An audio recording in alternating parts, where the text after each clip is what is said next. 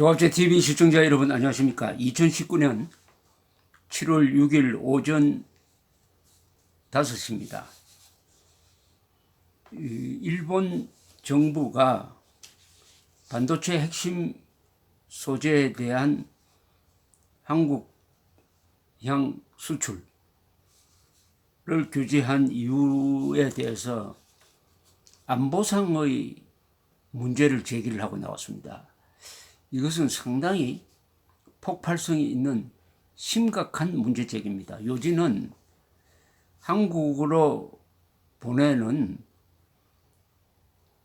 어떤 에칭가스라는 게 북한으로 들어가서 북한이 독가스 제조에 쓰이고 있을지도 모른다는 요지의 의혹을 관리가 제기를 했어요. 관리가. 기자가 한 것도 아니고 무슨 민간인이 한 것도 아닙니다. 그런데 뉴시스는 이 보도를 하면서 제목을 이렇게 뽑았습니다. 뉴시스라는 통신사가 있습니다. 1. 한 수출 규제 품목 북화학무기에 사용될 수도 억지라고 붙였어요. 이것은 언론이 이런 표현을 쓰면 안 됩니다. 억지인지 아닌지는 더 알아봐야 돼요. 라고 주장 이렇게 했어야죠.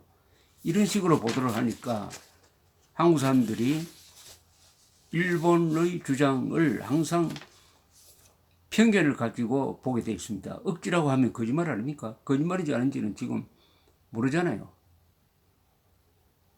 거듭 말하지만은 한일 간의 분쟁에서 문재인 정권은 이미 일관된 대북 정책을 통해서 김정은의 행복을 위해서 국민의 안전과 생명과 재산을 희생시키는 방향으로 하고 있으니까 국가 이익을 포기한 정권입니다. 문재인 정권이 일본과 싸운다고 해가지고 무조건 일본을 때리고 문재인 정권을 편드는 것은 결과적으로 대한민국에 손해가 될 수도 있으니까 언론이 조심을 해야 됩니다.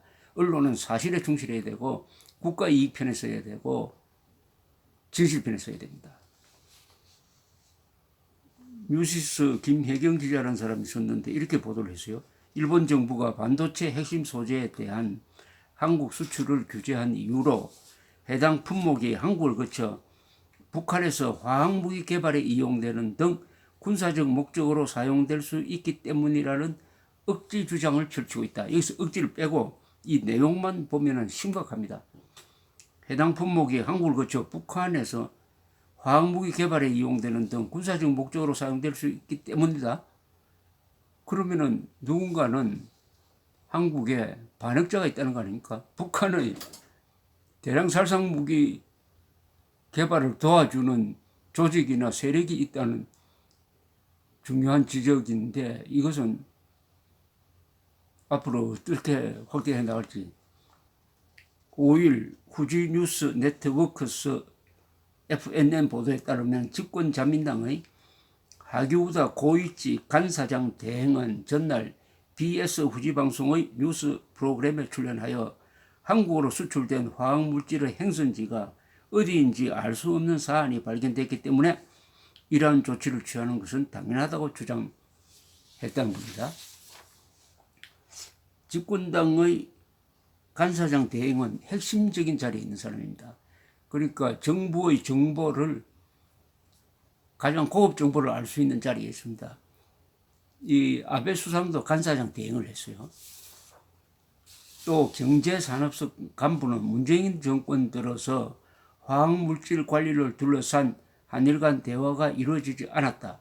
최근 1, 2년 사이 일본 측 우려가 급속히 확산되었다고 말했다는 겁니다.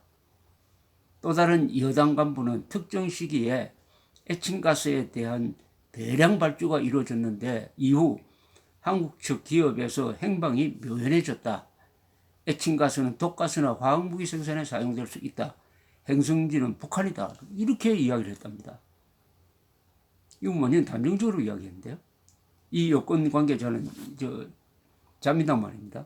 이번에 한국에 대한 수출 규제를 강화한 3개 품목은 군사적 목적으로 사용될 수 있는 것들로 북한에 전달될 우려가 있다고 추측했던 겁니다. 이러면은 문재인 정권이 여기에 빨리 대응을 해야 됩니다. 그러지 않으면은 한미일 동맹관계에서 이것은 심각한 신뢰관계에 문제가 생깁니다. 앞서 일본 정부는 지난 4일 반도체 등 제조 과정에 필요한 플루오린, 폴리이미드, 리지스트, 에칭가스 3개 품목에 대한 한국에 대한 수출 규제를 발동했다. 그러니까 일본 측의 이야기는 안보상의 이유도 있다. 단순히 징용자 배상 판결에 대한 보복이 아니다. 안보상의 이유가 있다. 이렇게 주장하고 나온 것이니까 그동안 한국에서도 문재인 정권이 공해상에서 불법 유류 환적에 대해서 미온적으로 대하고 있는 데 대해서 한국에서도 문제 제기가 많았습니다. 언론이나 특히 이 자유한국당의 유기준 의원이 이 문제를 집중적으로 좀 조사를 하고 있는데 이것과 연관되어서 생각하면은 일본 측의 주장이라고 해서 억지라고 넘길 일이 아니라는 생각이 듭니다. 예컨대 지난 4월 유기준 자유한국당 의원은 당내 회의에서 이런 이야기를 했어요. 제가 한번 그때 유기준 의원의 발언을 소개를 해드립니다. 지난 3월 중국 선박에 유류를 공급했다는 혐의로 미국 재무부가 발표한 북한 제재 주의보에 포함된 루리소호를 당국이 조사하고도 추가적인 조치 없이 지난해 10월 해양수산부도 출항 보류를 해제한 바 있다. 이 선박은 2017년부터 여천, 울산 등 우리나라 항구에서 총 27차례에 걸쳐 정유 제품 16만 5천 톤을 싣고 나간 것으로 확인된 바 있다. 심지어 루니소호는 출항할 때 싱가포르 또는 베트남 하이퐁항을 목적지로 신고했지만 실제로 싱가포르 항을 들리지 않았다고 싱가포르 정부가 확인한 바 있고 마린 트래픽 항적 기록에 따르면 루니소호가 동중국해, 공해상 등에 머물러 불법 환적에 대한 의구심이 강하게 제기된 바 있다. 또한 최근 공개된 유엔 안보리 대북제재위원회 산하 전문가 패널의 연례 보고서에서 지목된 와이즈 어네스트는 지난해 3월 북한 남포에서 석탄 25,500톤을 실은 후 한국으로 들어오려다가 인도네시아 당국에 적발되어 억류 중이다. 이 석탄을 들어오려던 우리나라 기업이 당사자가 되어 있는 계약서도 있고 또 돈을 모두 지불했다고 하는데 또 석탄을 빨리 환적해서 보내라는 전화까지 했다고 하는 정황인데 또 불구하고 당국은 국내 석탄이 반입되지 않았다는 이유로 수사조차 하지 않고 있는 상황이다. 정제유의 불법 환적에 대해서 말씀드리겠다. 어제 언론 SBS를 통해 소개되었듯이 한국 유조선이 제3국 선박으로 석유 제품을 환적하고 제3국 선박은 북한 선박으로 석유 제품을 재환적하는 모습을 일본 해상 자위대 초계기가 촬영하여 미국과 일본 우리 정부에까지 전달했지만 지금까지 특별한 조치가 없는 실정이다.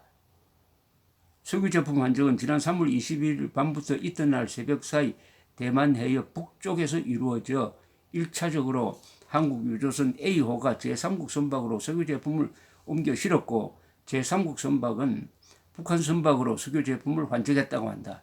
제가 입수한 일본 초계기 촬영 사진은 작년 1월부터 최근까지 환적이 의심되는 행위를 포착한 것이다. 이 사진을 보면 북한 배에 직접 정제유를 불법 환적하는 모습이 12번이나 적발되었다. 이미 일본과 미국은 안보리 제재 결의안을 충실히 이행하며 국제사회에서 책임있는 모습을 보이고 있다. 그러니까 일본 정부가 상당한 정보를 확보하고 있다는 거 아닙니까? 이번에 문재인 정부를 압박하면서 아베 수상이 이런 정보까지 폭로하고 나올 경우에 문재인 정권이 어떻게 되느냐 하는 것이 이번에 에칭가스를 둘러싼 일본 정부 여당 쪽의 논평이 암시하고 있는 것이 아닌지 생각이 듭니다. 더구나 이 유기준 의원의 이 폭로도 끔찍한 폭로입니다. 쉽게 말하면은 한국에서 제조한 정유를 한국 항구에서 한국 배가 싣고 나가서 어떤 경로를 거쳐서 북한 쪽에 전해지고 있다. 그것을 사진으로 찍은, 그 사진을 찍은 것도 다른 데가 아니고 일본 초계기가 사진 촬영을 해가지고 국제사회에 통보를 하고 있다. 그런데 한국 당국은 제대로 뭘 하지 않고 있다. 조사를 하지 않고 있다. 그런데 일본이 북한 독가스 제조에 쓰일지도 모르는, 쓰일 수도 있는 에칭가스가 한국으로 수출된 이후에 행방이 묘연해졌다. 이렇게 주장하고 나왔고, 그것이 이번에 경제보복의 하나라고 이렇게 하고 나왔습니다. 일종의 선전포고입니다. 정보전을 하겠다는 것인데, 한국 언론이 아무리 억지하지만은 이게 미국은 이 문제에 대해서는, 특히 미 군사당국은 일본과 정보 교류를 열심히 하니까 다 알고 있을 것이라고 생각을 하는데, 상당히 민감한 위험한 선까지 지금 가고 있다는 느낌을 갖지 않을 수가 없습니다. 감사합니다.